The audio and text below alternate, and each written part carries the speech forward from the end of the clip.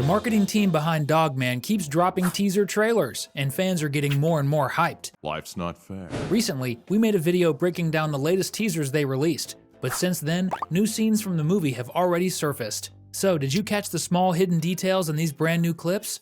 Again!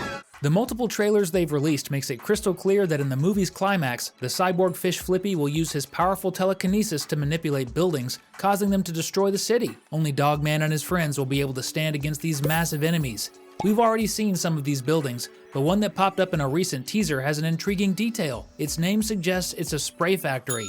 If you're familiar with the Dogman books, you'll know that Flippy was brought back to life using a special spray called the Spray of Life. Since the first trailer, Flippy has been shown floating lifelessly in an aquarium in the chief's office, but we know he's going to be one of the movie's main villains. Additionally, there have been leaks suggesting that Flippy will somehow come back to life. Could he be revived using a special spray, just like in the books? It's possible that this factory is responsible for making the Spray of Life. Interestingly, this building seems to be the same one featured at the start of the first Dogman trailer. This strengthens the theory that the factory plays a big role in Flippy's backstory. After all, in movies, nothing is truly random. Did you recognize this building right away, or did it take you a second look? Because I only noticed it after watching again, and I couldn't believe I missed it. See how this movie is packed with incredible secrets? And that's just the first of the 17 details and Easter eggs we're diving into in this video. So get ready to jump into the action. This is Cinewave. One of the biggest mysteries in the Dogman world is how the characters always seem to know the exact time of day, especially with such bizarre clocks. Take the clock in the chief's office. Each section of the screen only shows the name of an activity he's supposed to do at that time. Right now, for instance, it's snack time.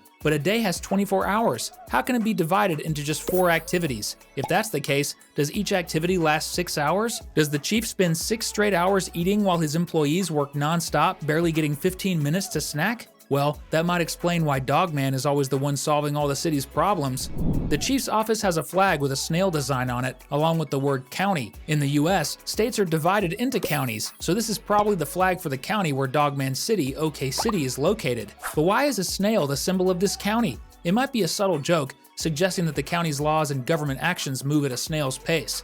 That would make sense, since the mayor in the books is corrupt, and it seems the movie will follow that storyline. When Dogman hides in the chief's office, he gets really close to a box labeled evidence. Logically, it must contain evidence from a crime the chief is investigating. So, it turns out the chief does actually work sometimes, instead of just bossing everyone around all day. The mayor had a prominent role in one of the new Dogman teaser trailers, and it's now pretty clear she'll secretly be a villain, just like in the books. The main clue? The chief speculates that Petey always manages to escape because there's something wrong with cat jail, which can never keep him locked up. At that moment, the mayor angrily asks if he's implying her brother doesn't know how to run cat jail. Even the chief seems stunned to realize that the prison director is related to the mayor, who probably gave him the job. Giving important positions to family members is called nepotism, and it's considered illegal in many countries. Even the chief's grumpy heart has room for a little love. On his desk, there's a heart-shaped frame with a picture of a white-haired woman. Some fans thought she might be his wife.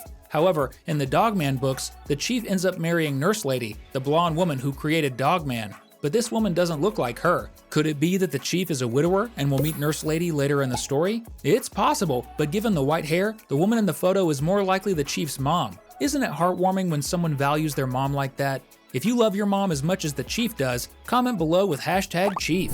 In one scene from the trailers, the mayor shows the chief a phone number and it belongs to a company called Life's Not Fair. But did you know this number actually exists in real life? That's right, anyone can call the number and find out firsthand that life isn't fair. Jokes aside, the number is located in Glendale, California. But wait a second, DreamWorks headquarters is also in Glendale, California. If you search online to find DreamWorks contact information, you'll notice their phone number is quite similar to this one. So could this number actually belong to someone working at DreamWorks? The chief's clock isn't the only weird one. At Life's Not Fair, the company where an employee's job is literally to tell people life isn't fair, there's also a strange clock on the wall. This clock is divided into 4 completely nonsensical sections. But this time, to match the company's negative vibe, each section of the clock is labeled with phrases like no, never, and no way. Dogman's humor really is one of a kind. If you ever need to fight Petey, think twice, because he's got a knack for creating dangerous technology. Take his vehicles for example. Just one of them is loaded with dozens of buttons, and each one seems to trigger a different function. It's hard to say exactly what each button does, but they have symbols that give us a clue. It's likely that each button causes the vehicle to fire whatever object is represented by the symbol. The grenade button? Knowing Petey, it probably does what you'd expect, launches grenades to blow up his enemies.